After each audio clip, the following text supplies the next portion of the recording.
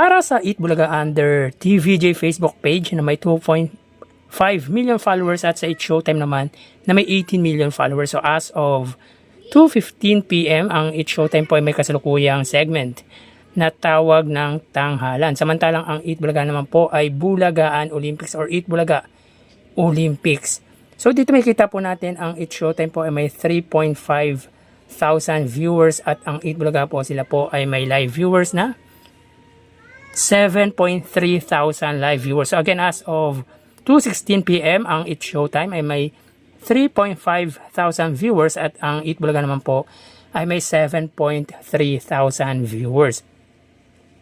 So mapunta naman po tayo sa TV Network YouTube channel at unahin po natin ang Eat Showtime under GMA Network na may kasalukuyang subscribers na 36 million. Samantalang sa Eat Bulaga naman po under TV5 Philippines na may 1.93 million subscribers. So as of 2:16 PM ang Eat Showtime under GMA Network sila ay may 18,000 viewers.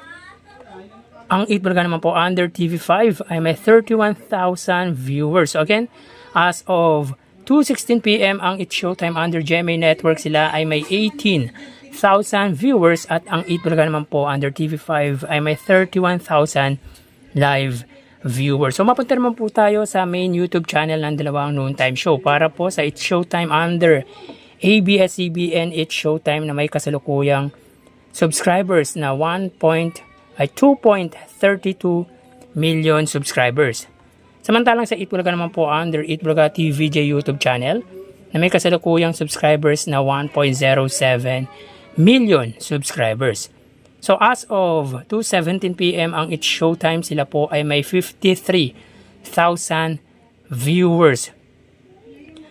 Para man po sa Eat Bulaga sila po ay may live viewers na 78,000 viewers. So again, as of 2:17 ang Eat Showtime sila po ay may 53,000 viewers at ang Eat Bulaga naman po ay may 78,000 live viewers. So bali, ang total na nakuha ng dalawang noontime show ay, mga kaparokya, bago natin ibigay ang total live viewers ng dalawang noontime show ay humiling ako sa inyo na pakisubscribe ang aking YouTube channel.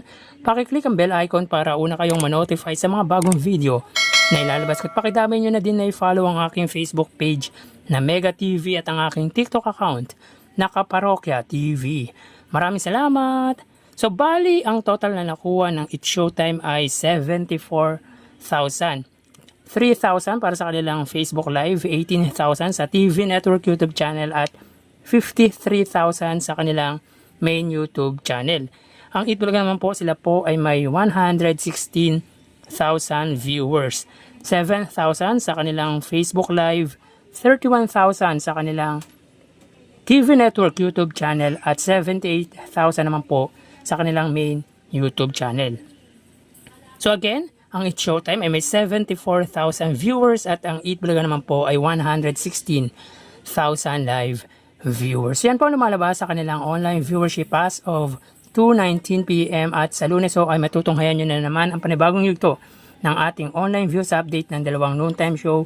Magpapaalam na po ako, magsingat po tayo. Thank you and God bless.